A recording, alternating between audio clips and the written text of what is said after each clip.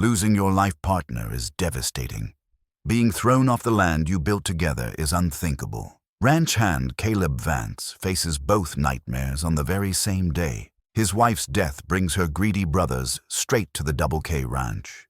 They mock him, toss his saddlebags into the dirt, and order him gone immediately. As a penniless marry-in, they claim, he has no rights here. Caleb prepares to ride away, heartbroken and homeless, when a mysterious woman intercepts him at the fence.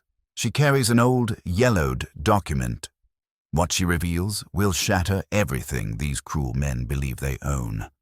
Before we jump back in, tell us where you're tuning in from, and if this story truly touches you, make sure you're subscribed, because tomorrow I've saved something extra special for you. This is a tale of justice, legacy, and one man's fight to reclaim what was always rightfully his. The Double K Ranch sprawled across 12,000 acres of Montana grassland. Where the horizons stretched so far, they seemed to touch tomorrow. Caleb Vance had known every inch of this land for 32 years. From the time he first rode through the main gate as a hopeful young ranch hand with nothing but a borrowed horse and worn-out boots. He'd memorized the contours of every hill, knew where the sweetest grazing lay, and could predict the moods of the weather by watching how the cottonwoods bent in the wind. Now, at 58 years old, he stood at the edge of the porch of the foreman's cottage he'd shared with Sarah, his wife of 3 decades. The morning sun painted the distant mountains in shades of gold and purple, the kind of dawn that used to make Sarah smile and say, "God's showing off again." But Sarah wasn't here to see it. She'd been gone 4 days now, buried in the small cemetery on the eastern ridge where her parents and grandparents rested under weathered headstones. The silence in the cottage felt wrong. For 30 years, these rooms had been filled with Sarah's presence. Her humming while she cooked breakfast, the soft rustle of her turning pages as she read by lamplight, her laughter when Caleb tracked mud across the clean kitchen floor. Now there was only stillness, broken occasionally by the creak of settling timber and the whisper of wind through the eaves. Caleb turned Sarah's wedding ring over in his calloused palm, the simple gold band catching the light. He'd slipped it from her finger just before they closed the casket, unable to bear the thought of it buried in the cold ground. The ring was warm from his body heat, and he could almost imagine it still held some trace of her. She'd worn it every day for 32 years, through all the seasons of their life together, through the struggles and the small triumphs, through the years when they tried and failed to have children, through the quiet acceptance that it would just be the two of them, and that had to be enough. It had been enough. More than enough. Sarah had been his anchor, his home, his reason for staying when the work got hard and the winters got long. She'd been the daughter of the previous ranch owners, and when she chose him, a hired hand with no family name or fortune, her choice had surprised everyone except those who knew her heart. Sarah never cared about status or wealth. She cared about character, about kindness, about a man's willingness to work hard and treat both animals and people with respect. Caleb pocketed the ring and walked down the porch steps. The morning air carried the scent of sage and distant pine. His horse, a sturdy quarter horse gelding named Tracker, stood hitched to the rail, already saddled and ready. Caleb had always been an early riser, starting his day before dawn to check the fence lines, move cattle, and handle the 1,000 small tasks that kept a ranch running smoothly. The Double K had been in Sarah's family for 3 generations. Her great-grandfather had established the spread in the 1890s, building it up from a small homestead to one of the most productive cattle operations in the territory. When Sarah's father, Kenneth Kendrick Sr., died 15 years ago, he'd left the ranch to his 3 children, Sarah and her 2 younger brothers, Kenneth Jr. and Marcus. The brothers, who'd long ago moved to cities and careers far from ranch life, had shown little interest in the daily operations. They visited twice a year, inspected the books, collected their share of profits, and returned to their comfortable lives. Sarah had been the one who loved the land, who understood it, who felt the responsibility of stewardship in her bones. And Caleb had loved it because Sarah did, pouring his strength and skill into maintaining what she cherished.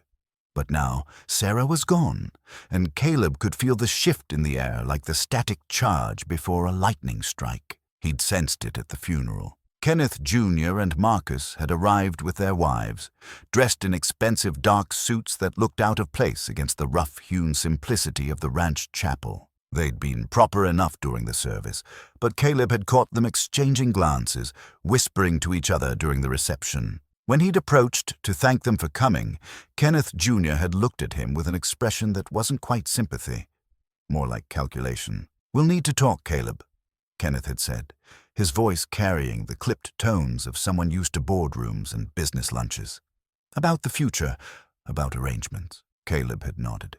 Too grief-stricken to read the warning signs, too focused on putting one foot in front of the other to notice the coldness in Kenneth's eyes. That conversation was scheduled for this morning. Kenneth and Marcus were staying at the main house, the sprawling ranch headquarters where Sarah had grown up. Caleb had been summoned to meet them at 9 o'clock, and though he'd arrived early to care for the horses, he knew the meeting wouldn't wait much longer. He led Tracker to the water trough, watching the horse drink deeply. The gelding had been a gift from Sarah 5 years ago, chosen for his steady temperament and sure-footedness. "Every good cowboy needs a reliable partner," she'd said, running her hand along the horse's neck. "And you're the best cowboy I know." The memory sent a fresh wave of grief through Caleb's chest, sharp and sudden as a knife blade. He steadied himself against the trough, taking slow breaths until the feeling passed. Grief came in waves like that, he'd discovered. Sometimes you could go hours feeling almost normal,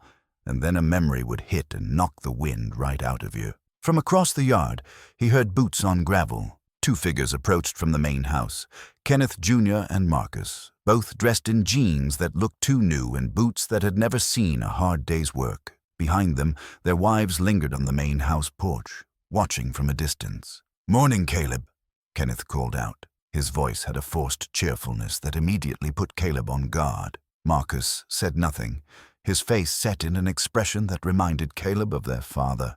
Stern and unyielding, used to getting his way. Caleb straightened, touching the brim of his hat in greeting. "Kenneth, Marcus, I figured we'd talk up at the house." "This won't take long," Kenneth said, stopping a few yards away. "And frankly, it's better if we handle this out here. Less formal." Something cold settled in Caleb's stomach. He'd known these men for decades, had watched them grow from boys to middle-aged men, but standing here now, he realized he'd never really known them at all. They'd always been distant, always treated him as staff rather than family, despite his marriage to their sister. "What's this about?" Caleb asked, though part of him already knew. Kenneth exchanged a glance with Marcus, then pulled a folded document from his jacket pocket. "We've consulted with our attorneys. According to Montana property law, and according to our father's will, the Double K Ranch is owned equally by the 3 surviving Kendrick children. With Sarah's passing, her share reverts to the estate, to be divided between Marcus and myself as her surviving heirs." "That's not how it works," Caleb said quietly. "Sarah and I were married. Community property, you signed a prenuptial agreement 32 years ago. Marcus interrupted, his voice flat and businesslike. "Remember, before the wedding, you waived all claims to Sarah's inheritance and property interests." The memory came back slowly, hazily. He'd been 26, madly in love, and Kenneth Sr. had insisted on the paperwork. Sarah had been apologetic, embarrassed by her father's distrust, but Caleb had signed without hesitation. He hadn't cared about property or inheritance. He'd only cared about Sarah. "I remember," Caleb said. "But I've worked this ranch for 32 years. Sarah and I built a life here." "As an employee," Kenneth said, not unkindly but firmly. "You've been well compensated. You've had housing, a salary, and benefits, but you have no ownership stake in the Double K, and with Sarah gone, Marcus and I have decided to make some changes in management." The world seemed to tilt slightly. Caleb gripped Tracker's reins tighter. "What kind of changes?" Marcus stepped forward. "We're selling the Double K to a development company out of Billings. They're offering above market value, and frankly, neither Kenneth nor I have any interest in running a cattle operation. The sale closes in 60 days. "You can't," Caleb said, his voice rougher than he intended. "Sarah loved this place. It's been in your family for 3 generations, yes," Kenneth interrupted. "And now it's time for the family to move on. The ranch has served its purpose. The market is right. It's a business decision. What about the cattle? The hands, the contracts with the feed suppliers and the buyers will all be handled by the development company, Marcus said. They're planning to subdivide the property for luxury home sites. Montana estates for wealthy retirees. They'll keep the main house as a showcase property. Caleb felt his hands shaking. He forced them still, forced his voice to remain calm. And me? Kenneth had the grace to look uncomfortable. You'll need to vacate the foreman's cottage by the end of the week. We'll provide a severance package, 2 months' salary, and a reference letter. That's more than generous, considering the circumstances. The end of the week, Caleb repeated. 5 days. The cottage needs to be cleaned and prepared for showing to potential buyers, Marcus said. The development company wants to stage it as a guest house. For a long moment, Caleb couldn't speak. He looked past the brothers to the land beyond, the rolling pastures, the distant mountains, the big sky that had been his ceiling for 3 decades. This was his home. Not just the cottage, but all of it. Every fence post he'd mended, every calf he'd helped birth, every storm he'd weathered. He'd poured his life into this place, and now, 4 days after burying his wife, they were throwing him out like yesterday's trash. Sarah would be ashamed of you both, Caleb said quietly. Kenneth's face hardened. Sarah's gone, and sentiment doesn't pay the bills or build a future. You're a ranch hand, Caleb. You've always been a ranch hand. Don't confuse marriage to an owner with being an owner yourself. Marcus pulled an envelope from his pocket and held it out. Your severance check, 2 months' salary, as promised. And the reference letter. Caleb didn't take it. He stood there, feeling the weight of 32 years settling on his shoulders like stones. Take it, Marcus said, shaking the envelope slightly. Or don't, but either way, you need to be out of the cottage by Friday evening. We'll have someone come to change the locks on Saturday morning. The casual cruelty of it, delivered in Marcus's flat business voice, broke something loose in Caleb's chest. But he didn't argue. These men had already made their decision. They'd consulted lawyers, arranged sales, planned their future. His presence here was just a final piece of old business to settle. He took the envelope, tucked it into his shirt pocket without looking at it. Friday, he said. Friday, Kenneth confirmed. And Caleb, no hard feelings. This is just business.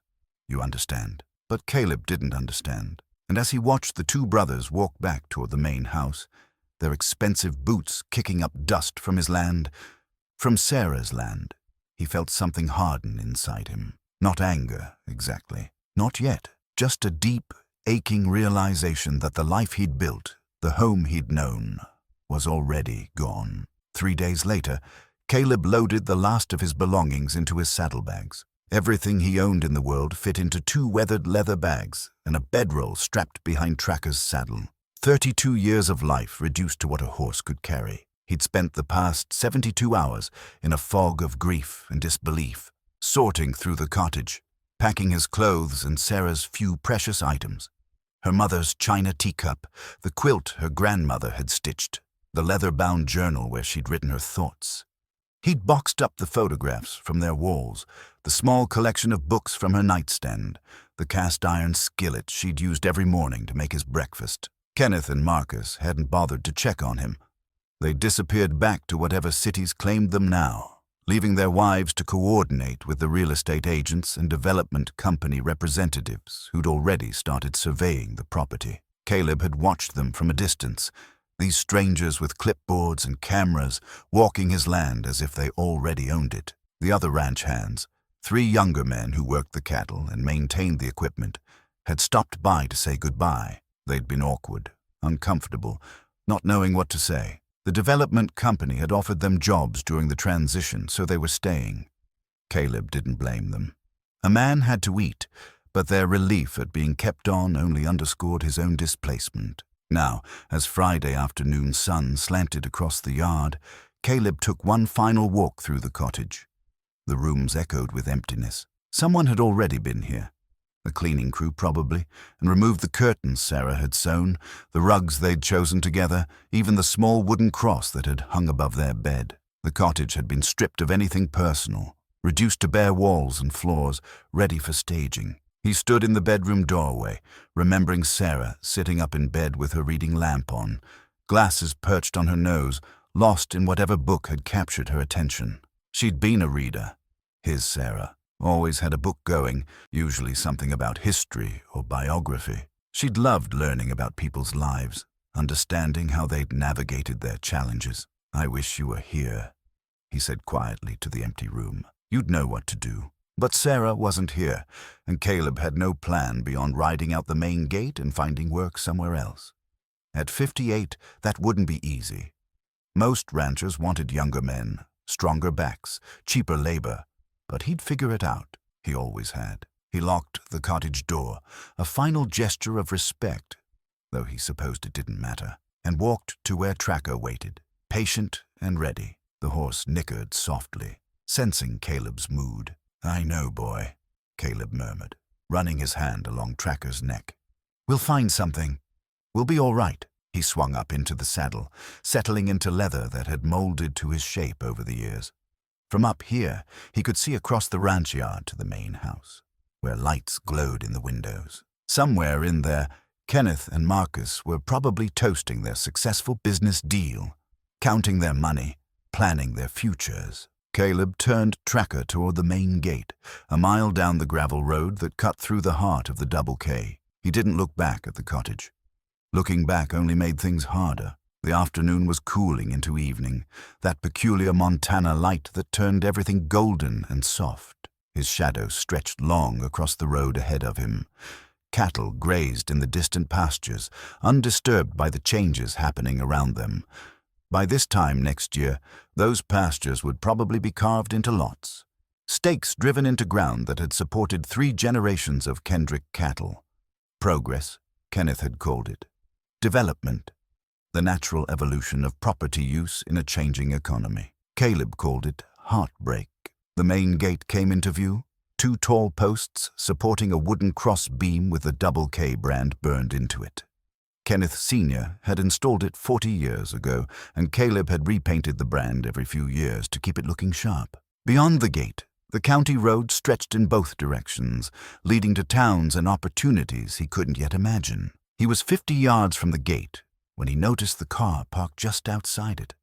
A sedan, dark blue, covered in road dust. Someone stood beside it, a woman in a long coat, too formal for ranch country. She was watching the gate, watching him approach, as if she'd been waiting. Caleb slowed Tracker to a walk, instinctively wary. Strangers didn't usually park at the Double K entrance. The ranch was miles from any main highway, down roads that led nowhere except here. As he drew closer, the woman stepped forward. She was maybe 60, with silver hair pulled back in a neat bun and sharp, intelligent eyes behind wire-rimmed glasses. Her coat was wool, city quality, and she carried a leather document case under one arm. "Mr. Vance?" she called out. Her voice was clear, educated, with a hint of Eastern accent. Caleb reined Tracker to a stop 10 feet from the gate. "That's right. Can I help you?" "I hope so," the woman said. "My name is Margaret Holloway. I'm a historical archivist with the Montana State Land Office. I've been trying to reach you for 3 days, but I understand you've been," she hesitated delicately, "dealing with personal matters." "I buried my wife," Caleb said flatly. "And I'm being evicted. So yes, I've been occupied." Margaret's expression softened with genuine sympathy. "I'm very sorry for your loss, Mr. Vance. And I'm sorry to intercept you like this, but time is rather critical. I have information you need to see before you leave this property." "Information about what?" "About who actually owns the Double K Ranch." Caleb felt a flicker of irritation. "I know who owns it. Kenneth and Marcus Kendrick. They've made that very clear." "Actually," Margaret said, opening her document case, "they don't own it. They never did, and neither did their father or his father before him." She pulled out a yellowed document, carefully preserved in a clear protective sleeve. Even from horseback, Caleb could see it was old. The paper aged to the color of weak tea, the writing faded but still legible. "What is that?" he asked. "This," Margaret said, "is the original charter for the Double K Ranch, filed with the Territorial Land Office in 1894. I've spent the past 8 months tracking it down through various archives and county records. It's been misfiled for decades, which is why this situation has gone unnoticed for so long." Caleb dismounted, curiosity overcoming caution. He stepped to the gate, and Margaret passed the document through the fence rails. "Look at the property deed section," she said, pointing to a paragraph near the top of the page. "Right there." Caleb scanned the faded handwriting, struggling with the antiquated script. Then his eyes caught on a name that made his heart skip.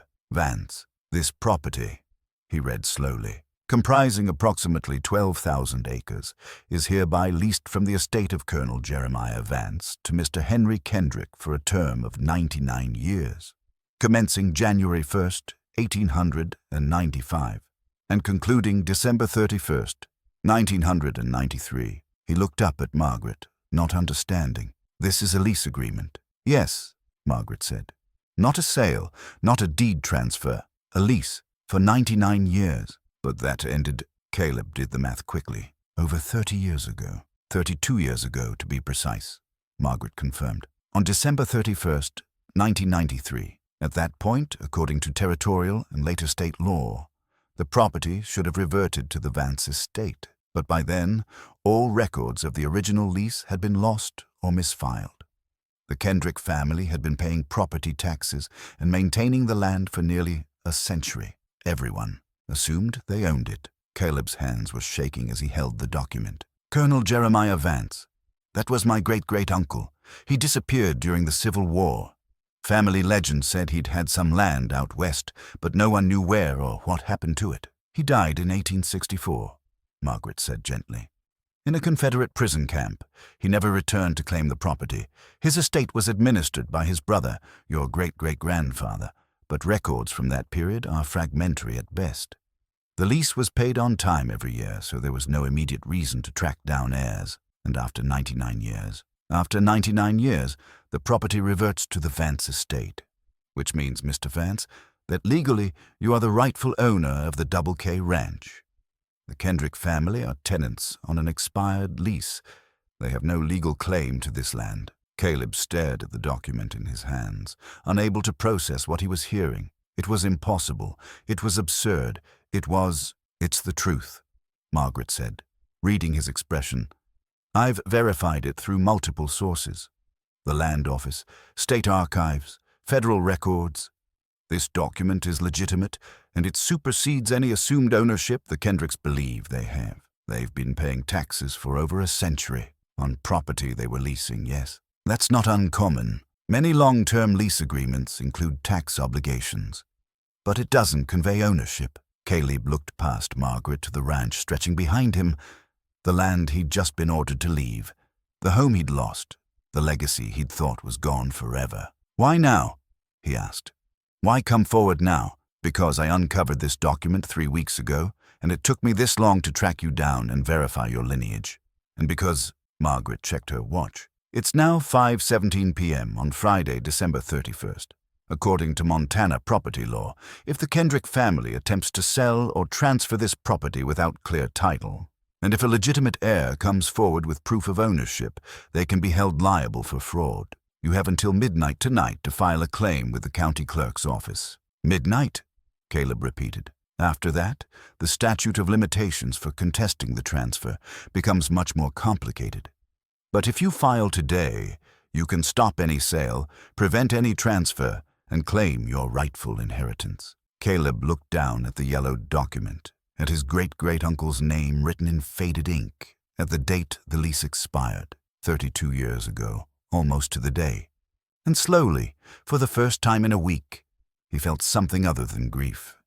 He felt hope. Caleb stood at the gate for a long moment, the document trembling in his hand. Around him, the world seemed to have gone very quiet, as if the land itself was holding its breath. "I don't understand," he said finally. "The Kendricks have lived here for generations. They built the main house, developed the irrigation systems, brought in the first Angus cattle. They developed leased property," Margaret interrupted gently.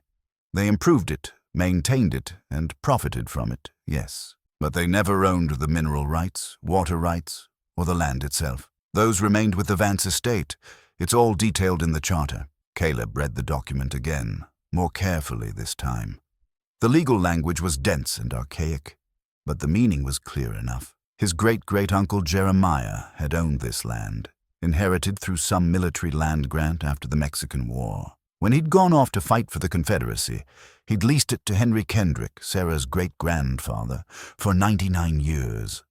A century-long lease which would have seemed like forever to men who didn't expect to live to see its end. "How did you find this?" Caleb asked. Margaret adjusted her glasses. "I'm working on a comprehensive survey of territorial land grants for the state archives. Montana's land ownership history is remarkably complex. Lots of overlapping claims, unclear boundaries, lost documentation. I found the Vance Charter in a box of unsorted military land grants from the 1850s. When I cross-referenced it with current property records, I discovered the discrepancy. And you tracked me down. It took some doing. The Vance family scattered after the Civil War. Your branch moved to Wyoming, then Idaho, then back to Montana. But I found your grandfather's probate records, your father's death certificate, and eventually your marriage license to Sarah Kendrick." She paused. "I'm sorry I didn't reach you sooner. If I had known about her passing—" "You couldn't have known," Caleb said. He looked at his saddlebags, packed with everything he owned, then back at the ranch house, barely visible in the distance. "What do I need to do?" "File a formal claim with the county clerk before midnight. I have all the supporting documentation, the charter, verification of your lineage, confirmation from the state land office, but you'll need proof of identity and family connection. I have my birth certificate in my saddlebag. And," he paused, thinking, "Sarah kept our family Bible. It has records going back 4 generations. It's packed in one of the boxes I loaded this morning." "Perfect. We'll need both. The county clerk's office is in Millstone, about 40 miles from here. If we leave now, we can make it before they close at 7. Caleb hesitated. The enormity of what Margaret was suggesting was beginning to sink in. If he filed this claim, he wouldn't just be fighting for his right to stay. He'd be challenging the Kendrick family's century-old belief that they owned this land. He'd be upending their plans to sell, blocking their deal with the development company, and potentially starting a legal battle that could drag on for years. "They'll fight this," he said. "Probably," Margaret agreed. "They'll hire lawyers, contest the documentation, argue adverse possession or equitable estoppel. But the law's clear, Mr. Vance. You have the superior claim. The Kendrick family never filed for adverse possession during the required period, never sought to convert the lease to ownership, never even acknowledged that a lease existed. They simply assumed ownership over time. Sarah never knew," Caleb said softly. "She would have told me." "I'm sure she didn't. This information has been buried for over a century. There's no reason anyone would have known to look for it." Caleb thought about Sarah, about how much she'd loved this land, about the pride she'd taken in her family's history here. Would she want him to do this, to challenge her brothers, to claim ownership of her family's legacy? But then he remembered Kenneth and Marcus, standing in the yard 3 days ago, treating him like an inconvenient employee to be dismissed with a severance check. He remembered their casual cruelty, their indifference to his grief, their eagerness to sell the land Sarah had cherished. "All right," he said, making the decision. "Let's go to Millstone." Margaret smiled, relief evident on her face. "I'll drive. Your horse can be hitched to the trailer on my truck. It's parked just down the road." 20 minutes later, Tracker was secured in Margaret's horse trailer, and Caleb was riding shotgun in her truck. The charter document and his family papers spread across his lap. The evening sun cast long shadows across the highway as they drove toward Millstone, passing through small towns and open country. Margaret drove with the confidence of someone who'd spent years navigating Montana's rural roads. "Tell me about your family," she said. "What do you know about Jeremiah Vance?" "Not much," Caleb admitted. "My grandmother used to tell stories about the Vance side of the family. Said we'd had some land out west before the war, but it was lost somehow. She thought it had been seized when Jeremiah fought for the Confederacy, or sold for taxes. Nobody knew the details. By the time I was born, the family was working ranches in Wyoming. We were never owners, always hands." "Did your father ever mention the Double K?" "He died when I was 12. Ranch accident. A horse spooked and threw him. He hit his head on a fence post. The old pain was still there. Buried but never quite healed. After that, my mother worked as a cook on various spreads. I started working cattle as soon as I was old enough to sit a horse properly." "And you ended up here?" Saw a job posting in a ranch supply store. The Double K was looking for seasonal help. I came for a summer and never left. He touched the pocket where he kept Sarah's ring. I found something worth staying for. They drove in comfortable silence for a while. The sky was deepening to purple, early stars beginning to emerge. Caleb watched the landscape roll past, thinking about his great-great-uncle Jeremiah, a man he'd never met, whose decisions over a century ago were about to change everything. What was he like? Caleb asked. Jeremiah. Did you find any records about him? Margaret nodded. Some. He was a military man, a colonel in the army before the Civil War. Fought in the Mexican War, was wounded twice but survived. Received his land grant in 1852 as payment for his service. He was 43 when the Civil War started. He sided with the Confederacy. He'd been born in Virginia and joined up despite his age. He was captured at Shiloh in 1862, sent to a prison camp in Illinois. He died there of typhoid in 1864. Did he have family? A wife who died in childbirth in 1858. No surviving children. His brother, your great-great-grandfather, was his only heir, but the brother had moved back east and never claimed the western property. I suspect he didn't even know about the lease arrangement.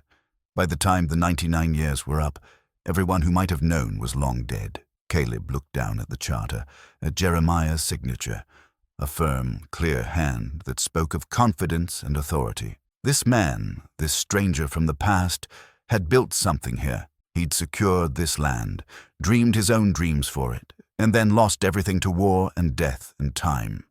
But the land remained. And now, through a twist of fate and an archivist's diligence, that land was coming back to the Vance family. We're almost there, Margaret said, pointing to lights ahead. The town of Millstone spread across a valley, its main street marked by the glow of street lamps and storefronts. Caleb checked his watch. 6:35. They had just over an hour to file the claim. His hands, resting on the old document, were steady now. Whatever came next, whatever fight Kenneth and Marcus brought, whatever challenges lay ahead, he would face it. Sarah's ring pressed against his chest through his shirt pocket, and he could almost hear her voice. Stand up for yourself, Caleb. Stand up for what's right. He was about to do exactly that. The Millstone County Clerk's office occupied the first floor of an old stone building that had served as the courthouse since territorial days. Margaret pulled into the parking lot at 6:42, giving them 18 minutes before closing time.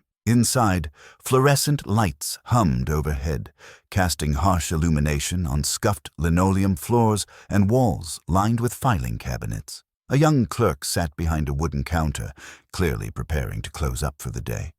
She looked up as they entered, surprise crossing her face at the sight of visitors so late on a Friday evening. We're about to close, she said, not unkindly but firmly. I understand, Margaret said, approaching the counter with the document case.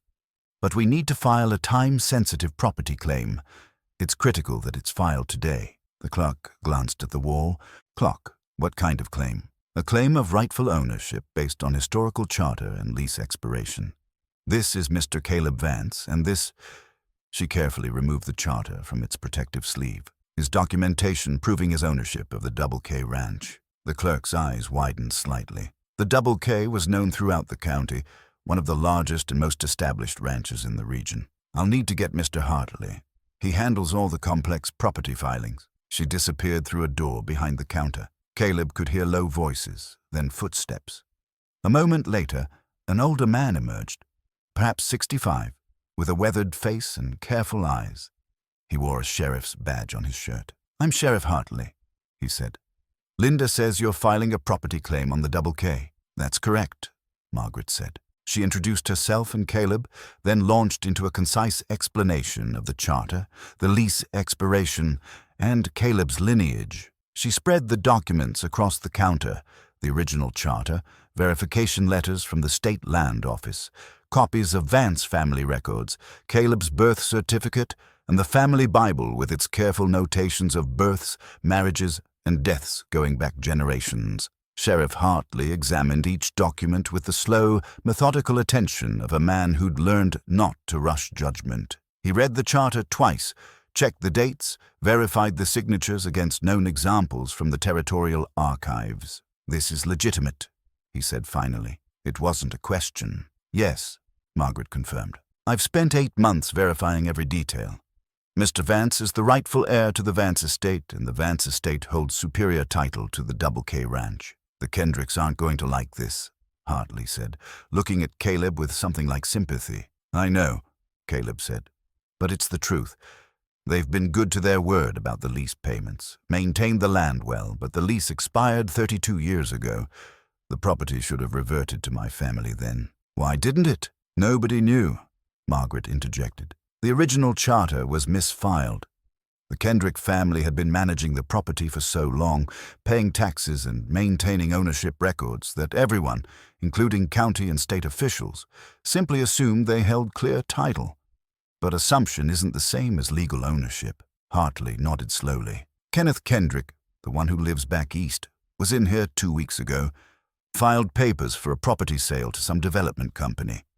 Said it would close in 60 days. That sale cannot proceed," Margaret said firmly. "Not without clear title, which the Kendricks don't have.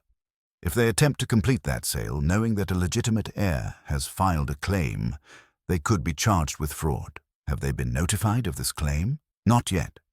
According to statute, they have to be formally served within 72 hours of filing, but the filing itself is what stops the sale." Hartley drummed his fingers on the counter, thinking. Then he looked at Caleb. "You understand what you're starting here. The Kendricks are wealthy, connected. They'll fight this with everything they have." "I understand," Caleb said, "but it's my land, my great-great-uncle's land, and I'm not letting them sell it out from under me without a fight." Something in Hartley's expression shifted. A small nod of respect. "All right, let's get this filed properly. Linda, bring me the property claim forms.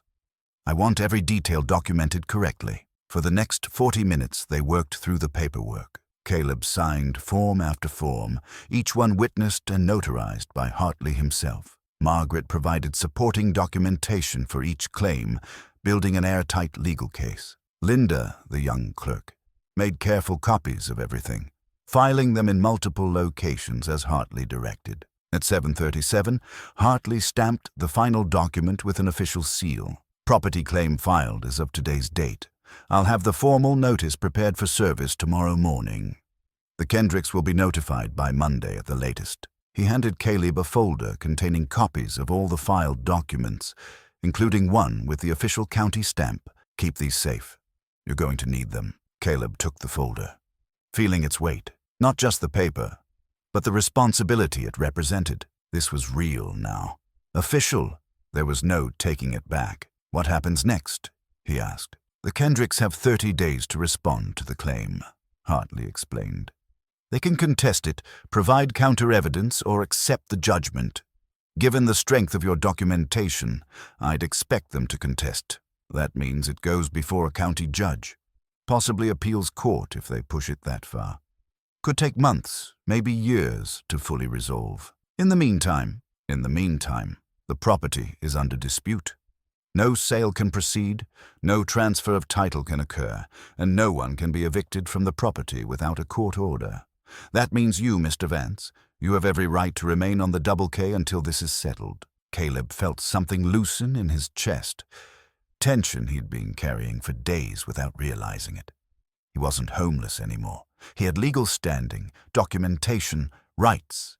He had a home again. "Thank you," he said to Hartley, then to Margaret. "Thank you both," Margaret smiled. "I'll be returning to the capital tomorrow, but I've provided my contact information in your file.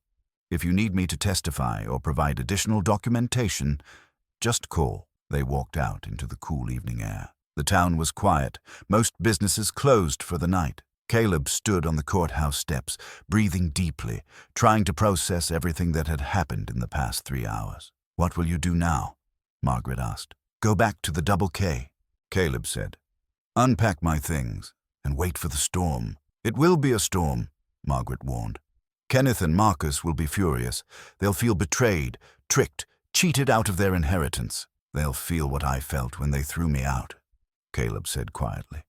"The difference is, I have the law on my side." They drove back through the darkness, tracker steady in the trailer behind them. By the time they reached the Double K gate, it was after 9 o'clock. Margaret helped Caleb unhitch Tracker and unload his belongings. "Good luck," she said, shaking his hand. "You're doing the right thing." "I hope so," Caleb replied. He watched her drive away, taillights disappearing down the county road. Then he turned back to the ranch, his ranch now, legally if not yet practically, and led Tracker through the gate. The foreman's cottage sat dark and empty in the distance.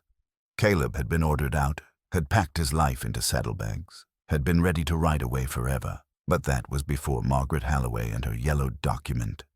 That was before he learned the truth about who really owned this land. He unsaddled Tracker in the barn, giving the horse extra oats and a thorough brushing. The familiar routine calmed his racing thoughts. Then, carrying his saddlebags and the folder of legal documents, he walked back to the cottage. The door was still unlocked from earlier. He pushed it open and stepped inside, flipping on lights. The bare rooms looked different now, not like a place he was leaving, but like a place waiting to be reclaimed. He unpacked slowly, methodically, hung his clothes in the closet, placed Sarah's china teacup on the kitchen shelf, set the family Bible on the nightstand where it had always lived, retrieved the boxes he'd packed earlier from where he'd stashed them in the barn, bringing back the photographs, the quilts, the small accumulations of a life shared. By midnight, the cottage looked like home again. Caleb stood at the bedroom window, looking out across the darkened ranch. Somewhere out there, Kenneth and Marcus were sleeping peacefully, believing they'd handle their business, dismissed their problem, secured their future. Tomorrow, or Monday at the latest, they'd learn the truth. Caleb touched the folder of legal documents on the dresser, then Sarah's wedding ring in his pocket. "I'm not leaving," he said quietly to her memory. "I'm staying. I'm fighting. This is our home." And for the first time since Sarah's death, he felt something solid beneath his feet, something to stand on, something worth defending. The confrontation came on Monday morning, exactly as Caleb had expected. He'd spent the weekend working around the ranch, falling back into his familiar routines. The other hands had been surprised to see him, but said nothing. They'd learned long ago that ranch politics were above their pay grade. Caleb had checked fence lines, moved cattle to fresh pasture, and repaired a gate hinge that had been bothering him for weeks. Normal work, soothing work, the kind that let his mind settle while his hands stayed busy. Kenneth and Marcus arrived at 8 o'clock, their rental car kicking up dust as it barreled down the main road from the house. They parked hard outside the foreman's cottage, car doors slamming with enough force to startle the chickens scratching in the yard. Caleb was on the porch, sipping coffee from Sarah's favorite mug. He'd known this moment was coming. Sheriff Hartley had called Sunday evening to confirm that the legal notices had been delivered to the main house that afternoon by a deputy. The Kendricks had been served. Kenneth stormed up the porch steps, his face flushed with anger. He was holding a sheaf of papers, the legal notice, and he looked like he wanted to set them on fire. Marcus followed 2 steps behind, his expression colder but equally furious. "What the hell is this?" Kenneth demanded, shaking the papers at Caleb. "What kind of game are you playing?" Caleb set down his coffee carefully. "It's not a game. It's a legal property claim, properly filed with the county clerk's office. This is insane. You can't possibly think, this document you've dredged up, this supposed charter, it's over 100 years old. It's meaningless. It's legally binding," Caleb said calmly. "The state land office has verified its authenticity.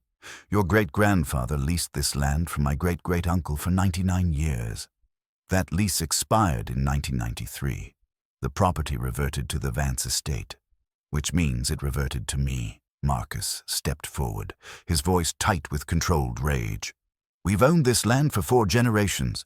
We've paid taxes, maintained the property, invested millions in improvements. You have no right." "I have every right," Caleb interrupted. "Legal right, documented and filed. You're the ones who don't have clear title. You've been living on and profiting from property you never owned. This is extortion." Kenneth spat.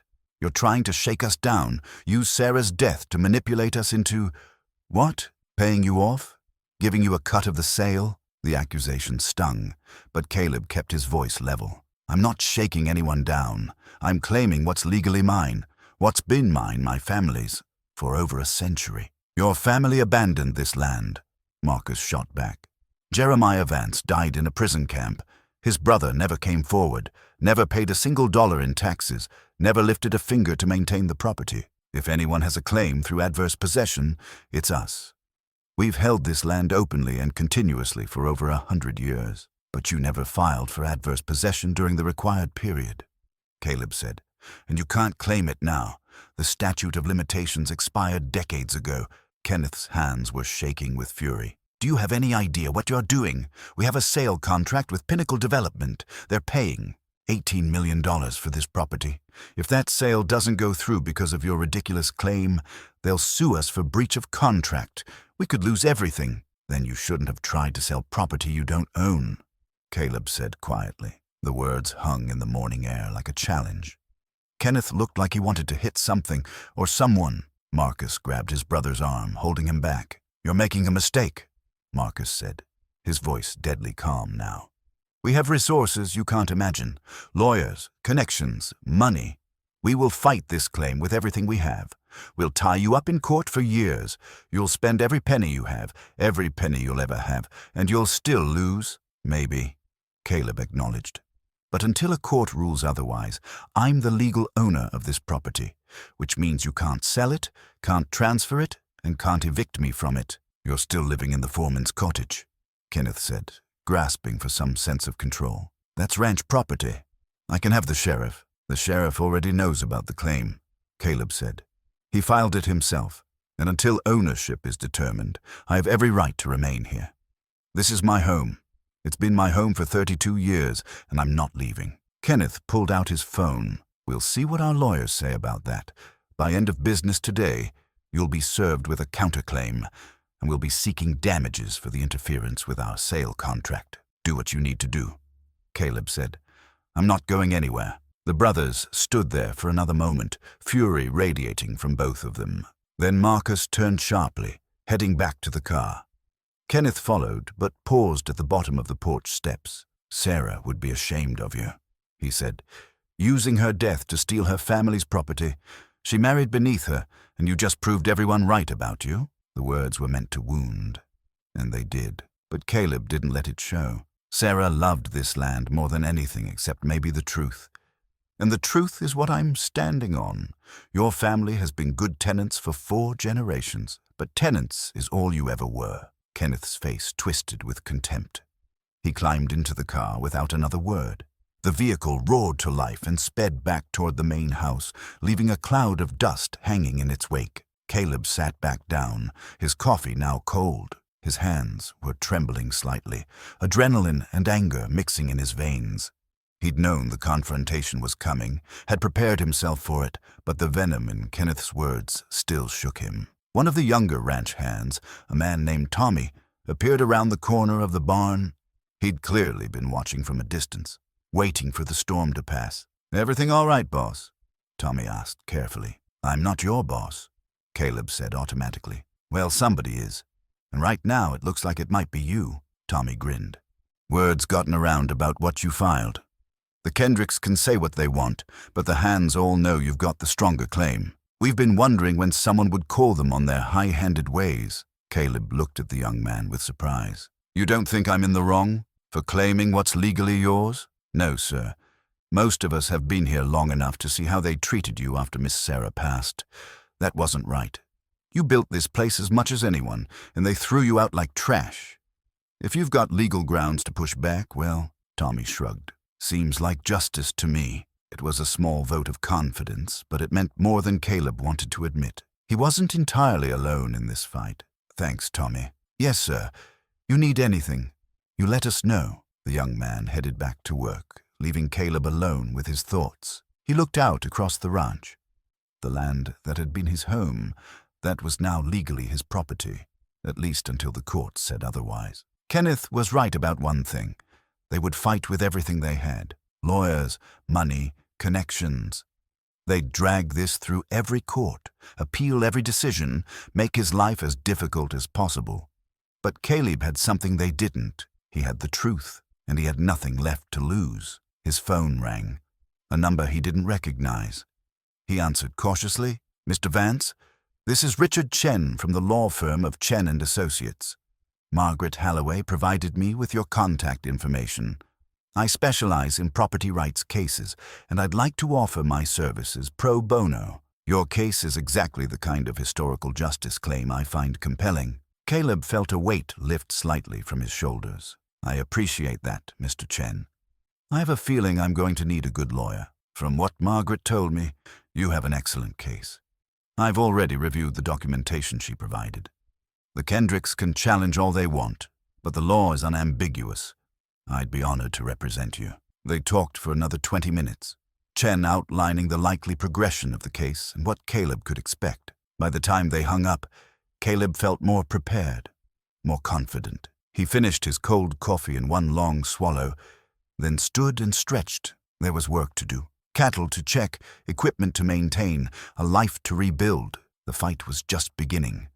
But for the first time in weeks, Caleb felt like he was fighting for something instead of just surviving loss. Sarah's ring pressed against his chest, warm from his body heat, and he could almost hear her voice. "Stand your ground, Caleb. Stand your ground." That's exactly what he intended to do. The town of Millstone had always been small enough that everyone knew everyone else's business, and the dispute over the Double K Ranch became the biggest news in years. Within days, opinions had divided sharply. Some folks sided with the Kendricks, believing that a century of stewardship counted for more than an old piece of paper.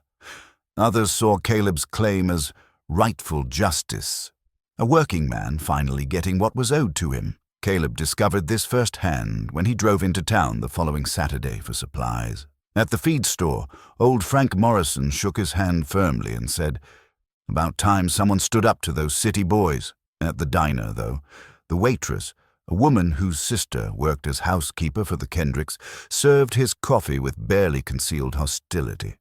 The division followed him everywhere. Some people saw him as a hero reclaiming his legacy.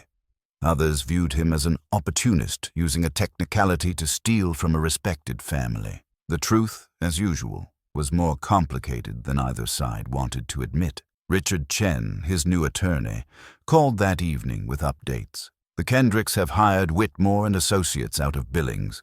They're one of the most expensive firms in the state, specializing in property disputes. They've filed their counterclaim, arguing adverse possession and equitable estoppel." "What does that mean?" Caleb asked. "It means they're claiming that because they've held and improved the property for over a century, openly and without challenge, they've acquired ownership through continuous possession.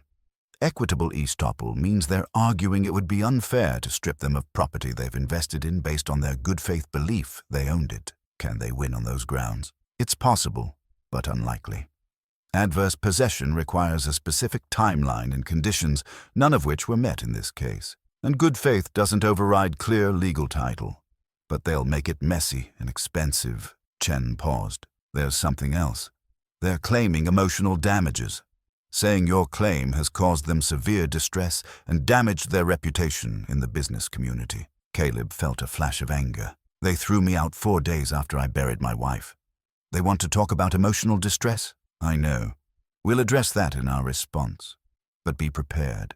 This is going to get personal before it gets better." After the call, Caleb sat on the porch watching the sun set over the western pastures.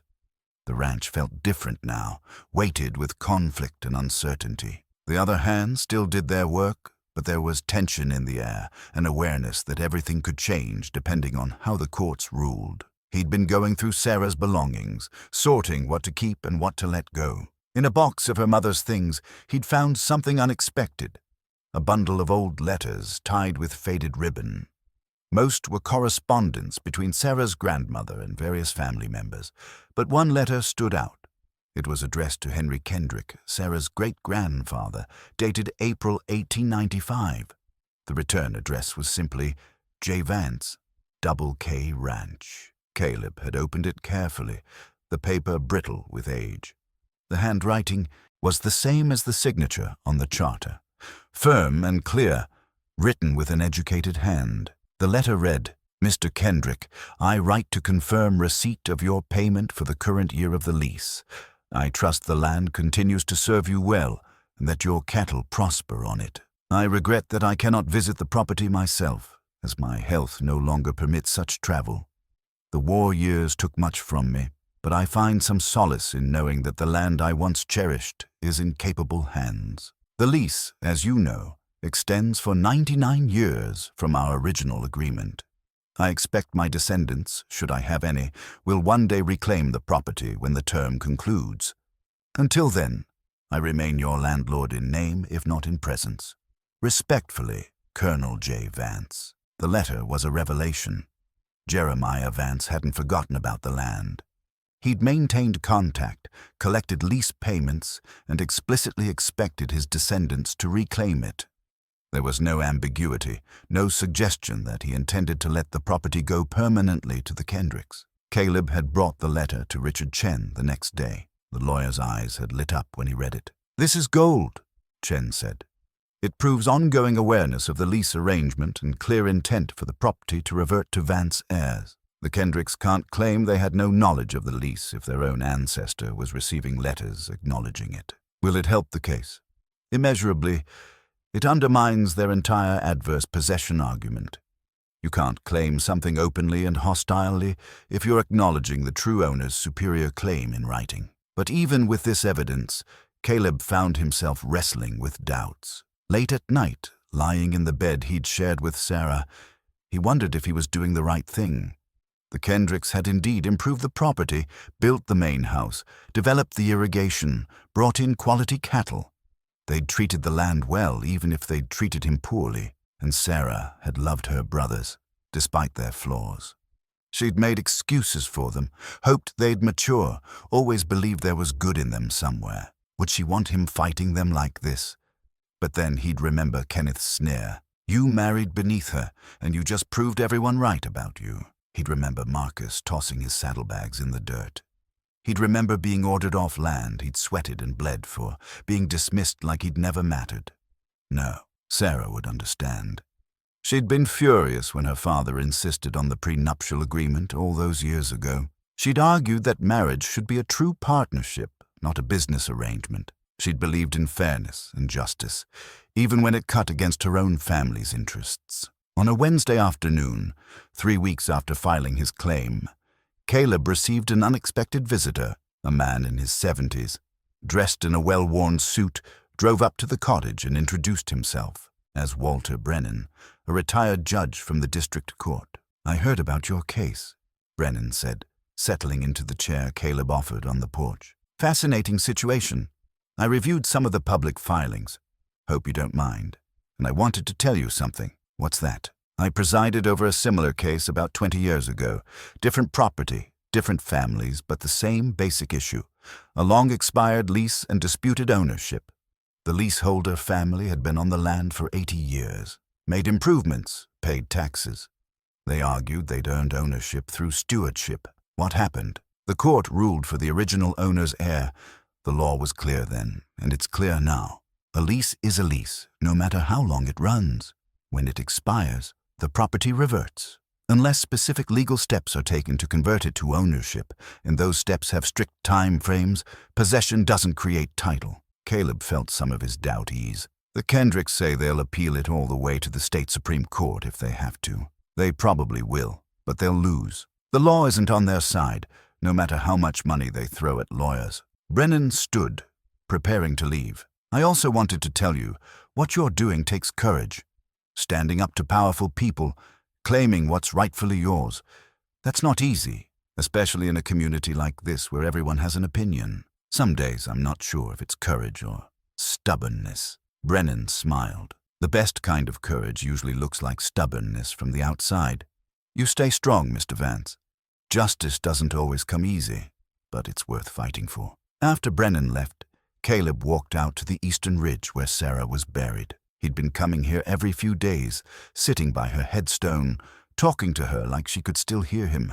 "I met your great-great-grandfather today," he said, settling onto the grass. "Well, through his letter anyway. Jeremiah Vance. He was a soldier, a man of principle. He loved this land, but went off to fight for what he believed in.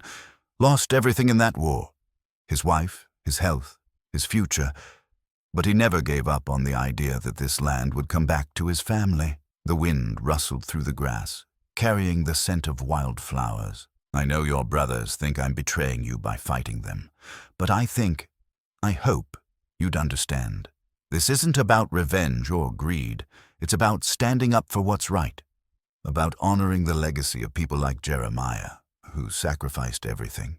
And about honoring you, Sarah. You taught me that kindness doesn't mean being a doormat. That love doesn't require letting people walk all over you. He touched her headstone, the marble smooth and cool under his palm. I'm going to see this through, whatever it takes. For Jeremiah, for you, for me. The sun was setting, painting the sky in shades of amber and rose.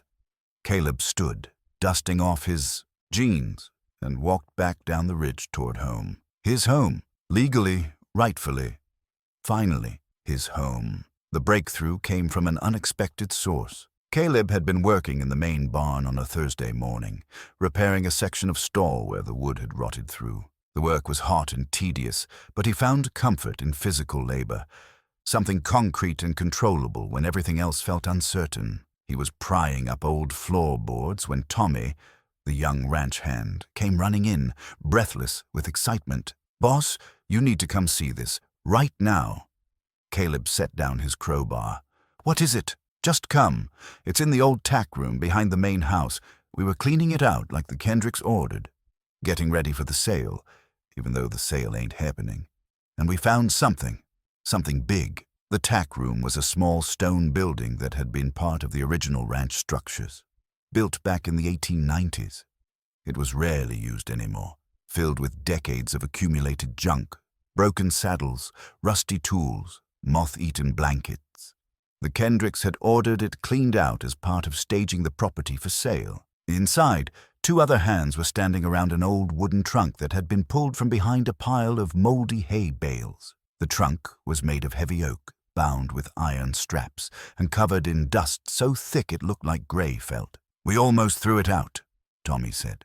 "Figured it was just more junk. But then Manuel pried it open and, well, you'll see." The trunk's lid had been forced open, the old lock broken. Inside, protected by layers of oilcloth, were documents, dozens of them, neatly organized and remarkably well preserved. Caleb knelt down, carefully removing the top layer.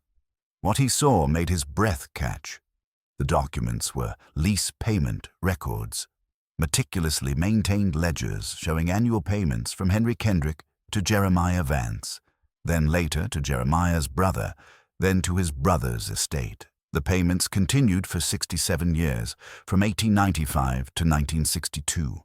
After 1962, there were no more payment records, just a handwritten note, dated December 1962, in what looked like Kenneth Sr.'s handwriting. Payment recipient deceased. No known heirs located. Continue tax payments and property maintenance under assumed ownership. Legal consultation advised lease term expiration in 1993. Consult attorneys regarding title conversion before expiration date. Caleb read the note 3 times, his heart pounding. This wasn't just a forgotten lease. Kenneth Sr., Sarah's father, had known about it. He'd known the lease would expire, and he'd been advised to convert the title legally before that happened.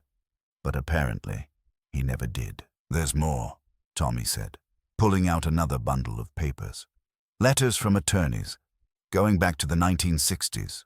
Look at this one." The letter was dated March 1987 from a law firm in Helena. It was addressed to Kenneth Kendrick Sr., and it laid out in stark legal terms what needed to be done. File for adverse possession, establish a quiet title action, document continuous occupation and improvement, and formalize ownership before the 1993 expiration date. There were follow-up letters from the same firm in 1989, 1991, and a final one in January 1993, just weeks before the lease expired. Each letter grew more urgent, warning that failure to act would result in the property reverting to the Vance estate. And at the bottom of the trunk, in a sealed envelope marked "Confidential," was a legal memo dated February 1993. It confirmed that the lease had expired, that no title conversion had been completed, and that the Kendrick family's continued occupation of the property was legally questionable and potentially fraudulent if ownership is claimed without clear title. The memo advised immediate action to locate Vance heirs and negotiate a sale or new lease agreement. It warned that concealing the lease expiration and attempting to sell the property as if they held clear title could constitute fraud. Kenneth Sr. had never followed that advice. Instead, he'd apparently hidden these documents, continued to claim ownership, and passed the property to his children as if it had always been theirs. Caleb sat back on his heels, stunned. This wasn't just a forgotten technicality. This was deliberate concealment. The Kendricks, or at least Kenneth Sr., had known they didn't own the Double K. They'd been advised by their own attorneys to resolve the situation legally, and they'd chosen instead to bury the evidence and hope no one ever found it. "What does this mean?" Manuel asked quietly. "It means," Caleb said slowly, "that the Kendricks' claim of good faith is destroyed. They can't argue they innocently believed they owned the property. Their own father knew the truth and chose to hide it." Tommy let out a low whistle. "That's fraud, isn't it? Like criminal fraud?" "I don't know about criminal," Caleb said, "but it's definitely legal fraud. Selling property you know you don't own. That's a whole different level from mistakenly selling property you think you own." He pulled out his phone and called Richard Chen. The lawyer answered on the second ring. "Richard, I need you to come to the ranch. Today, if possible. We've found documents that change everything." Chen arrived 3 hours later, driving straight from Billings. Caleb led him to the tack room, where the trunk and its contents were exactly as they'd been found. Chen spent an hour carefully examining each document, photographing everything with his phone, making notes on a legal pad. Finally, he looked up at Caleb with an expression of amazed satisfaction. "This is devastating to their case. Absolutely devastating. Not only does it prove they knew about the lease, it proves they were specifically advised to resolve the title issue legally and chose not to. And this memo," he held up the 1993 document, "this explicitly warns them about fraud if they claim ownership without clear title. What happens now? Now we file an amended complaint adding claims of fraud and concealment. We present these documents as evidence, and we ask the court for sanctions against the Kendricks for bringing a frivolous counterclaim when they knew they had no legal standing. Can they claim they didn't know, that their father hid this from them too? They can try. But look at this." Chen pulled out another document, a letter dated 1995, 2 years after Kenneth Sr.'s death. It was from the same Helena law firm to Kenneth Jr. and Marcus, informing them that their father's estate included the Double K Ranch property, subject to expired lease agreements and unresolved title questions that should be addressed with legal counsel. "They knew," Chen said flatly. "Or they should have known. Their own estate attorney told them there were title issues.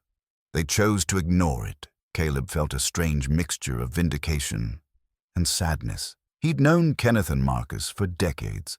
They'd never been warm to him, never treated him as true family, but he'd never thought they were capable of outright fraud. Now he had to confront the reality that they'd been willing to sell property they knew wasn't theirs, to take $18 million for land they'd been warned they didn't legally own. "What about their sale to the development company?"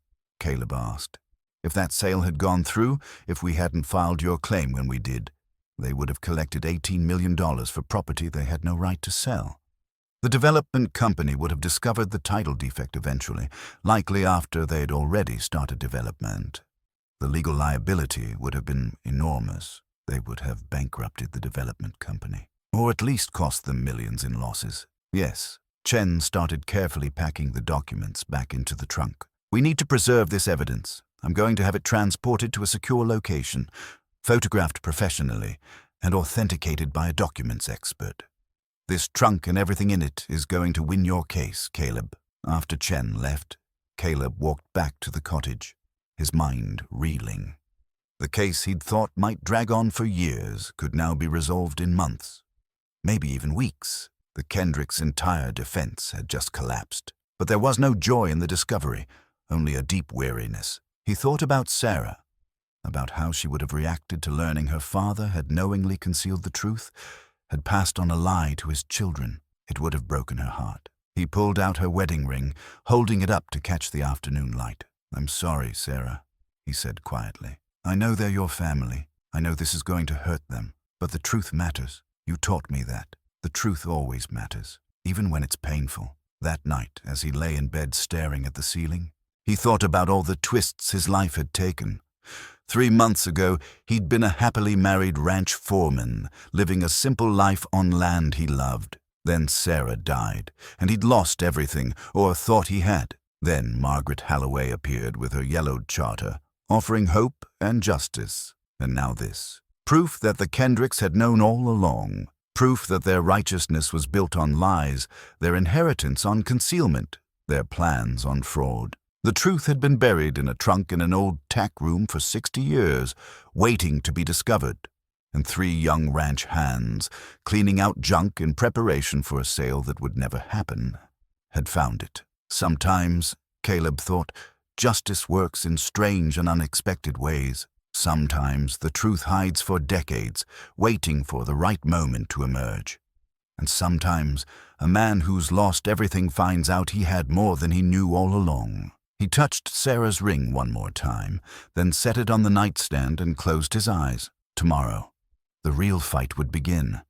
But tonight, for the first time since her death, he felt like he could breathe again. The county courthouse in Millstone had seen its share of disputes over the years, but nothing quite like the Vance versus Kendrick case. By the morning of the hearing, news crews from 3 different cities had set up cameras outside, and the courtroom gallery was packed with local residents eager to witness the showdown. Caleb sat at the plaintiff's table beside Richard Chen, wearing the one suit he owned, the same one he'd worn to Sarah's funeral. It felt strange to be dressed formally in a place that had always been about jeans and boots, but Chen had insisted.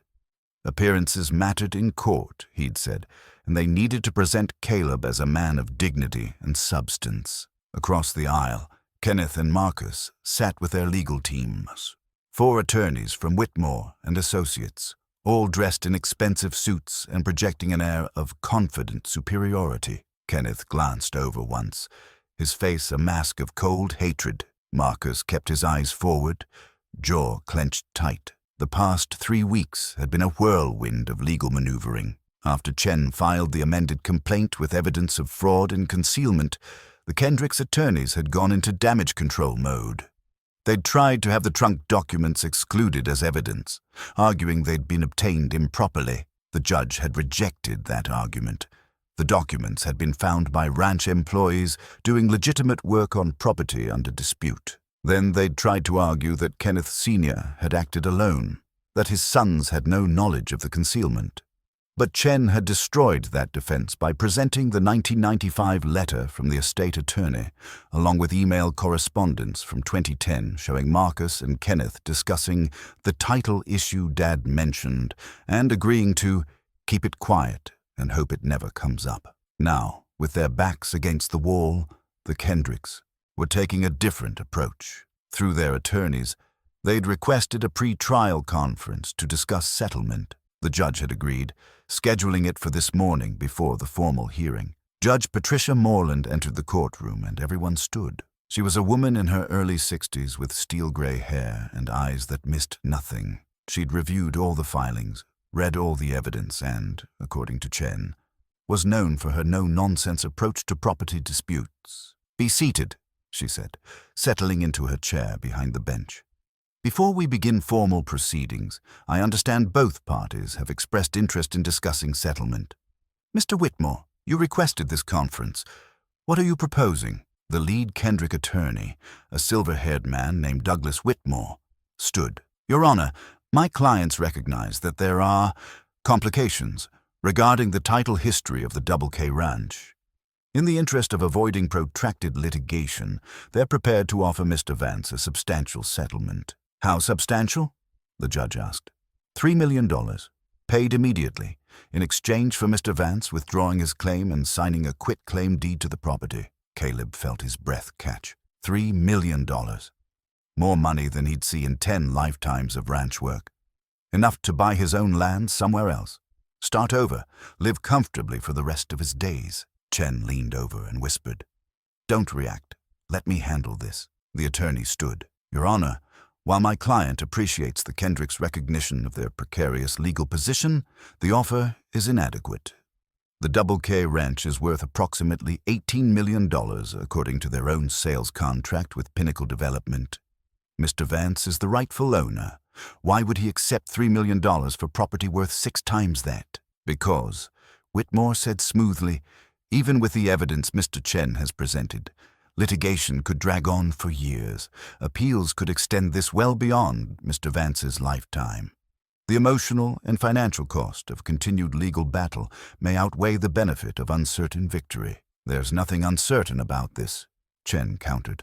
The charter is legitimate, the lease expired, and your clients knowingly concealed that fact. The law is unambiguous. Judge Morland held up a hand. Mr. Chen makes a fair point.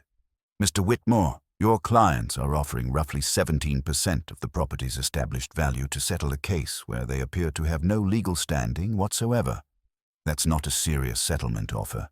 That's an insult. Whitmore's composure cracked slightly. Your Honor, my clients have invested millions in improvements to the property over 4 generations. On leased land, the judge interrupted. Improvements made to leased property don't convey ownership. That's basic property law. Your clients had 99 years to convert their lease to ownership through proper legal channels. They were explicitly advised to do so by their own attorneys. They chose not to. Now they want to pay pennies on the dollar to fix their mistake? Kenneth stood abruptly. Your Honor, with respect, this is our family's legacy. Our great-grandfather built that ranch from nothing. We've poured our lives into it. Sit down, Mr. Kendrick. Judge Morland said firmly. You'll have an opportunity to speak during the hearing.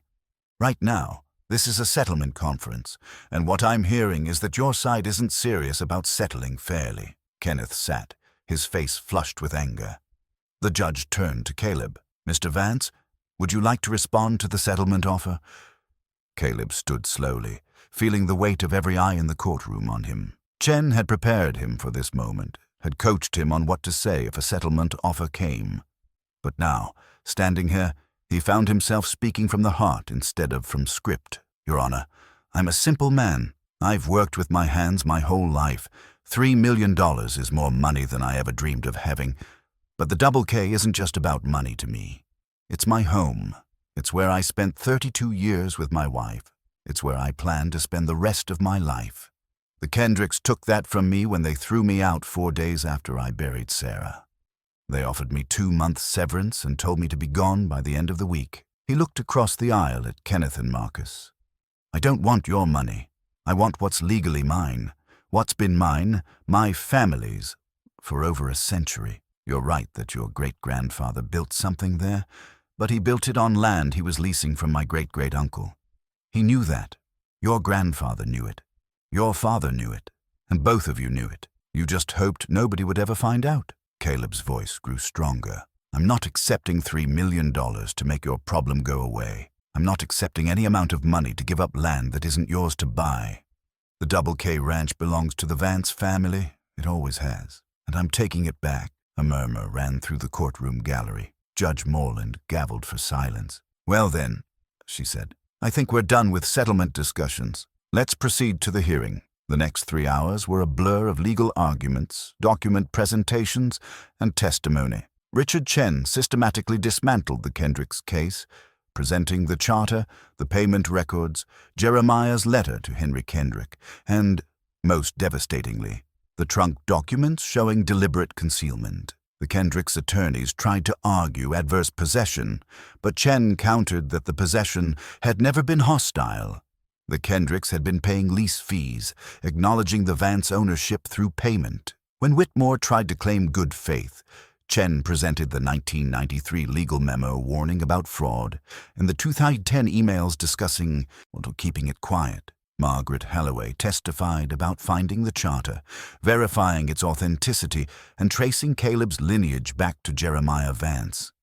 Her testimony was thorough, professional, unimpeachable. Walter Brennan, the retired judge, testified about the similar case he'd presided over 20 years earlier, establishing precedent for how such disputes were resolved. The Kendricks' side presented their evidence of improvements and investments, tax payments, and property maintenance. They called character witnesses who spoke about the family's contributions to the community, but none of it addressed the fundamental legal question: Did they own the land or not? By mid-afternoon, Whitmore was grasping at straws, arguing that stripping the property from the Kendricks would be an unjust enrichment for Caleb, who hadn't contributed anything to its current value. Chen's response was surgical. "Your Honor, Mr. Vance has contributed 32 years of his life to maintaining and improving the Double K Ranch. He's worked harder and longer for that land than either of the Kendrick sons, who visit twice a year and collect profits from land they don't own. If we're discussing unjust enrichment, perhaps we should calculate how much profit the Kendrick family has extracted from property they had no right to sell, develop, or profit from." Judge Morland listened to closing arguments from both sides, then sat back in her chair, steepling her fingers. "I'm going to make my ruling from the bench," she said. "This case, despite all the legal maneuvering and emotional appeals, is actually quite straightforward. We have clear documentation that the Double K Ranch was leased, not sold, to the Kendrick family. We have evidence that the lease expired 32 years ago. We have documentation showing the Kendrick family was aware of this and chose to conceal it rather than resolve it legally. And we have a legitimate heir to the original owners presenting a valid claim." She looked at the Kendrick brothers. "Your family has been good stewards of the land. That's commendable. But stewardship doesn't equal ownership. You were tenants on a long-term lease, and that lease expired. The fact that your father and grandfather chose not to address this legally doesn't change the fundamental reality." She turned to Caleb. "Mr. Vance, the court finds in your favor. You are the legal owner of the Double K Ranch and all property therein. The Kendrick family's counterclaim is dismissed with prejudice. They have 60 days to remove their personal effects from the main house and vacate the premises." The courtroom erupted.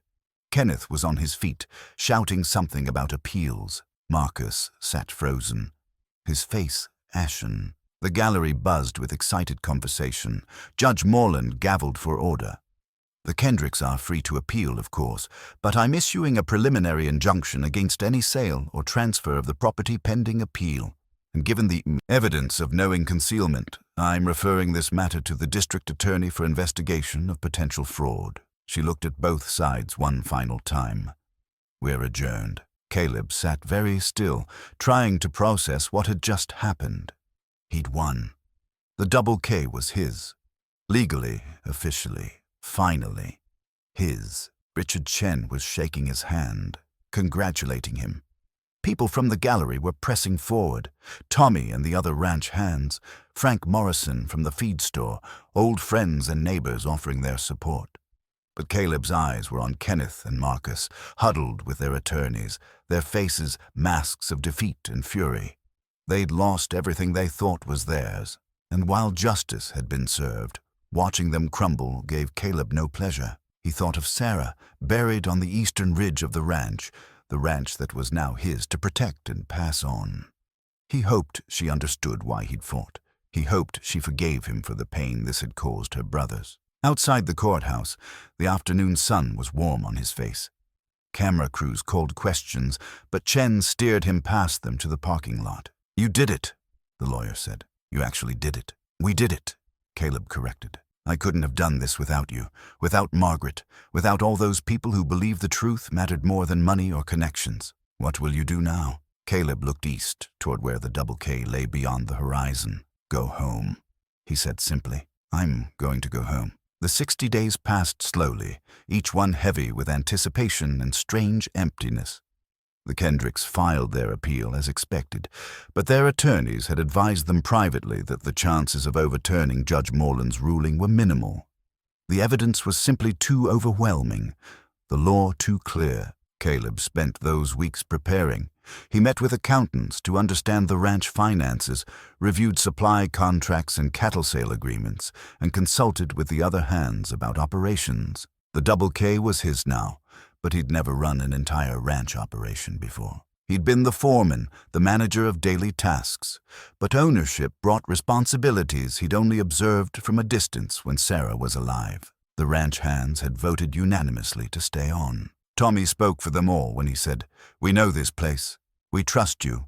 And frankly, we're glad to see someone running it who actually knows what end of a horse does the work." Kenneth and Marcus avoided the ranch during those weeks, sending moving crews to pack up the main house. Caleb stayed away while they worked, giving them space and privacy. Whatever anger he felt toward them was tempered by understanding that they were losing the only home they'd known, even if they'd never truly owned it. On the final day, exactly 60 days after Judge Moreland's ruling, Richard Chen arrived at the ranch carrying a leather document folder. Inside was the official deed, transfer, signed by the county clerk, stamped and sealed, transferring full ownership of the Double K Ranch to Caleb Vance. "This is it," Chen said, handing the document to Caleb.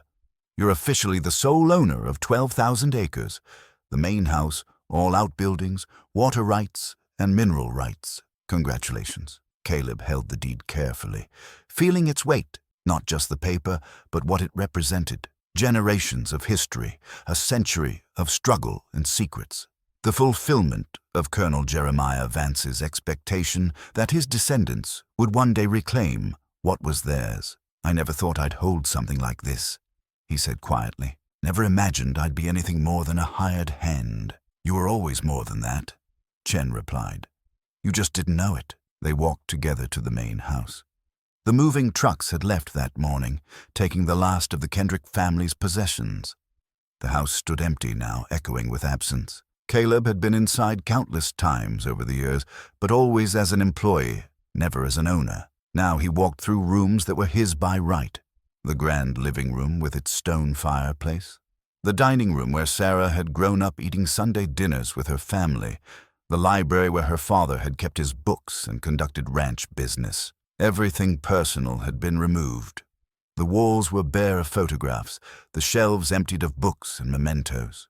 What remained was just structure, walls and floors and windows, waiting to be filled with new life. "What will you do with it?" Chen asked. "I don't know yet," Caleb admitted. "The foreman's cottage is enough for me. This place feels too big, too empty. But maybe," he paused, thinking, "maybe I'll invite the hands to use it. Turn it into a kind of bunkhouse for the crew. This ranch has always been about work and community. Seems right to keep it that way." They walked outside to the front porch, looking out across the land. The afternoon sun painted everything golden. Cattle grazed in distant pastures. The mountains rose purple against the sky. It was the same view Sarah must have seen every day of her childhood, the same land her great-grandfather had developed, believing it was his. A car appeared on the long driveway, a sedan moving slowly, as if reluctant to arrive. It pulled up to the house and stopped. Kenneth emerged from the driver's side, alone. He looked older than he had 60 days ago, the fight and anger drained from him. He climbed the porch steps slowly, stopped a few feet from Caleb. "I came to return the keys," Kenneth said, holding out a ring with several keys attached. "Main house, barn, equipment shed, everything." Caleb took the keys. "Thank you." They stood in awkward silence for a moment. Then Kenneth said, "My father, he was a good man in most ways, but he made a mistake, a big one, and he taught Marcus and me to perpetuate that mistake rather than fix it." "I know," Caleb said simply. "Sarah," Kenneth's voice cracked slightly. "She would have told us to do the right thing, to face the truth and deal with it honestly. We should have listened to her more when she was alive. Maybe if we had—" He didn't finish the sentence. He didn't need to. "She loved you both," Caleb said. "Despite everything, she loved you. And she loved this land. I'm going to take care of it the way she would have wanted. Not as revenge or as victory, but as responsibility, as stewardship." Kenneth nodded, not quite meeting Caleb's eyes. "The appeal, we're withdrawing it. Our attorneys say there's no point, and honestly, I don't have the stomach for more fighting. You won fairly. The land is yours." He turned to leave, then paused at the top of the steps. "For what it's worth, I'm sorry for how we treated you after Sarah died. You deserved better.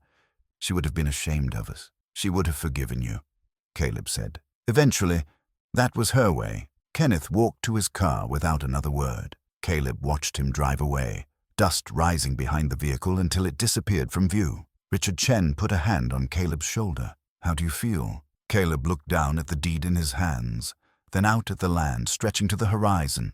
"Like I'm home," he said. "Finally, truly home." The first thing Caleb did as the official owner of the Double K Ranch was ride out to the eastern ridge where Sarah was buried. He brought flowers, wild flowers he'd picked from the meadow, the kind she'd always loved, and a small wooden sign he'd carved himself. The sign was simple, just 3 lines of text burned into a smooth pine. Sarah Kendrick Vance, beloved wife. She knew what mattered. He set it into the ground beside her headstone, making sure it was level and secure. Then he sat in the grass, as he'd done so many times before, and told her everything. "We won," he said. "Or I won, I suppose.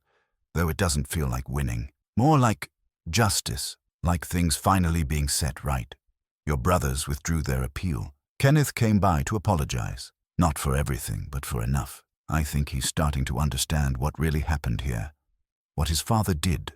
What they all chose not to see." A hawk circled overhead, riding the thermal. Caleb watched it for a moment before continuing. "I'm going to change some things. Not everything. The ranch still needs to be a ranch. Cattle still need to be worked. Land still needs tending. But I'm making the main house into housing for the hands. Nobody should have to live in those cramped bunk houses when there's a perfectly good house sitting empty. And I'm setting up a trust, like you always talked about, to make sure this place stays working land, not luxury home sites. The Double K will be a ranch long after I'm gone." He touched her headstone, the marble warm from the sun. "I miss you every day, every single day. But I think you'd be proud of what I'm doing. I think you'd understand why I fought. It wasn't about the money or even really about the land. It was about standing up for what was right. About not letting people treat others as less than. You taught me that." The wind rustled through the grass, carrying the scent of sage and distant pine. Caleb sat there until the sun began to sink toward the western horizon, painting the sky in shades of amber and rose. Finally, he stood, dusting off his jeans. "I'll be back," he said. "I'm always back. This is home now, really, truly home." The next morning, Caleb gathered all the ranch hands in the yard and made his announcement about the main house. The younger men were thrilled. Private rooms instead of shared bunk houses, a real kitchen instead of hot plates and microwaves, space to spread out and live like human beings instead of transients. "There's one condition," Caleb said. "We all take care of it together. It's not a free ride. It's a shared responsibility. We keep it clean, maintain it properly, respect it. This house has history. It matters. We honor that by treating it right." They agreed enthusiastically. Within a week, the house was transformed. The hands moved in, bringing their few possessions, personalizing their spaces while respecting the shared areas. Tommy took the room that had been Kenneth Jr.'s, hanging up pictures of his family and the rodeo belt buckles he'd won in his youth. Manuel claimed the library, filling the shelves with books about ranching, animal husbandry, and surprisingly, poetry. The house came alive again with sounds of laughter, conversation, the clatter of boots on hardwood floors, the smell of coffee brewing in the morning and steaks sizzling in the evening. It felt right. It felt like what Sarah would have wanted.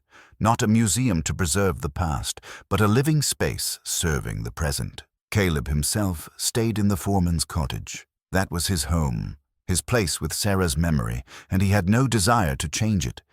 But he ate dinner at the main house most nights, sharing meals with the crew, listening to their stories, offering advice when asked, and silence when that was better. Frank Morrison from the feed store stopped by one afternoon, bringing a gift, a new sign for the main gate.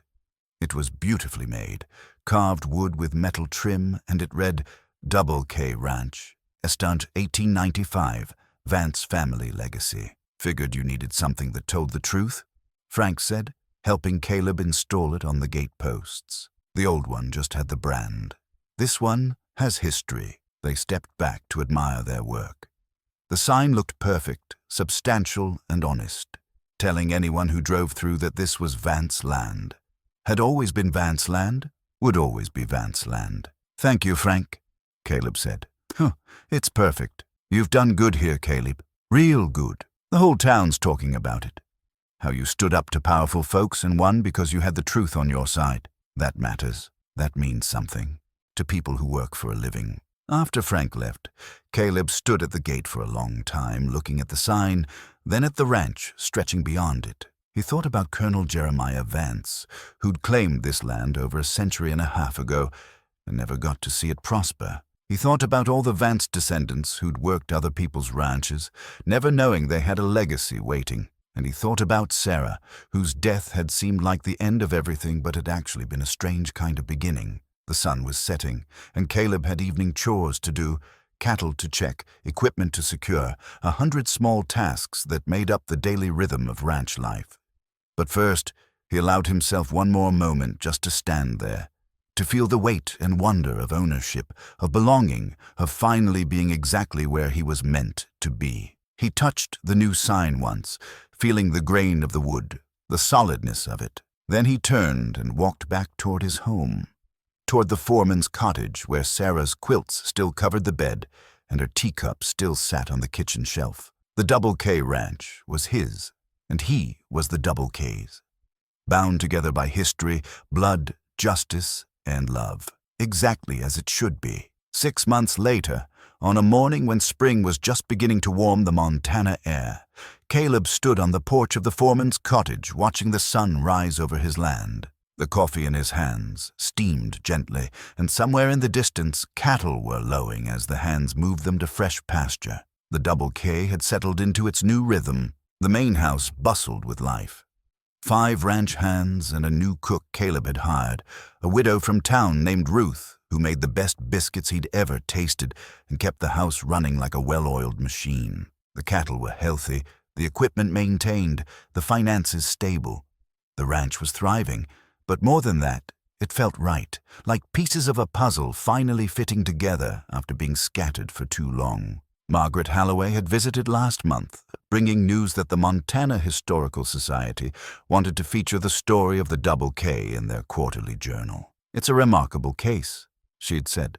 "How often does property return to its rightful owners after more than a century? How often does justice prevail over money and power? People need to hear stories like this." Caleb had agreed to the interview, though he'd been uncomfortable with the attention. He'd told the historian the same thing he'd told everyone. This wasn't about glory or revenge. It was simply about truth and home. Richard Chen had called last week with final news. The district attorney had decided not to pursue fraud charges against Kenneth and Marcus. "Too much time has passed," Chen explained. "And honestly, I think the DA felt they'd suffered enough. They lost their family legacy, their inheritance, their reputation. Criminal prosecution felt like overkill." Caleb had been relieved. He'd never wanted to see them imprisoned, just wanted what was his. Justice didn't always require punishment. Sometimes it was enough just to set things right. He'd heard through mutual acquaintances that Kenneth had taken a job in Denver, something in commercial real estate. Marcus had moved to Seattle, working for a tech company. They'd landed on their feet, as wealthy men usually did, but they'd lost something irreplaceable in the process. Caleb didn't celebrate that, but he didn't mourn it either. It simply was. The sound of a truck coming up the drive pulled him from his thoughts. He recognized it immediately. Tommy's beat-up Ford, though it was earlier than the young man usually arrived for work. Tommy parked and climbed out, carrying something wrapped in canvas. His face was bright with excitement. "Morning, boss. Got something to show you." Caleb set down his coffee. "What is it?" "Remember when we were cleaning out that old storage shed behind the barn, the one that's been locked up for years? Well, we finally got the door open yesterday, and look what we found." He unwrapped the canvas to reveal a painting, old, dusty, but remarkably well preserved. It showed the Double K Ranch as it had been in the 1890s, the original small cabin before the main house was built. Cattle grazing on open range, and in the foreground, a man standing beside a horse. The man was tall, weathered, wearing a military uniform and a stern expression. At the bottom of the painting, in faded script, were the words, "Colonel Jeremiah Vance and the Double K, 1894. Caleb's breath caught. This was him, his great-great-uncle, the man whose land this had been, whose decisions over a century ago had led to everything that followed. The man looked strong, determined, but there was something else in his eyes. Sadness, perhaps, or weariness. A man who'd seen too much war, lost too much, but was trying to build something lasting. "I thought you'd want to see it," Tommy said. "Figured it belongs with you." "It belongs in the main house," Caleb said. "Over the fireplace, so everyone who lives here and works here knows the story, knows where this place came from." They carried the painting to the main house together. The crew helped clean it carefully, and Manuel, who'd been a carpenter before becoming a ranch hand, built a proper frame for it. By afternoon, Colonel Jeremiah Vance was hanging above the stone fireplace in the living room, watching over his land once more. That evening, Caleb invited everyone to dinner. The hands, Ruth, Margaret Halloway, who happened to be passing through, Frank Morrison from town, and a few other friends who'd supported him through the ordeal. They gathered around the long dining table, sharing food and stories, laughter filling the house. After dinner, as people lingered over coffee, Margaret raised her glass. "A toast," she said, "to Caleb Vance, who proved that truth and justice still matter in this world, and to Colonel Jeremiah, who built something that lasted far longer than he ever knew." Everyone drank, and Caleb felt a warmth in his chest that had nothing to do with whiskey. This was what he'd been fighting for, not just land, but community, not just ownership, but home. Not just legal rights, but the ability to gather people together in a place that mattered, that had history and meaning and purpose. Later, after everyone had gone home and the house had quieted for the night, Caleb walked back to his cottage. The moon was rising, full and bright, casting silver light across the ranch. He could see the main house with its warm windows, the barn where Tracker and the other horses dozed, the distant pastures where cattle grazed peacefully, all of it his. All of it whole again after being fractured for so long. He touched the ring in his pocket. Sarah's ring, which he carried always. "We did it," he whispered. "Your home is safe. Your land is protected. And I'm still here, Sarah. I'm still here, doing the work, honoring what you loved." The wind answered, gentle and warm, carrying the scent of grass and earth and possibility. Inside the cottage, Caleb placed the ring on the nightstand beside their bed.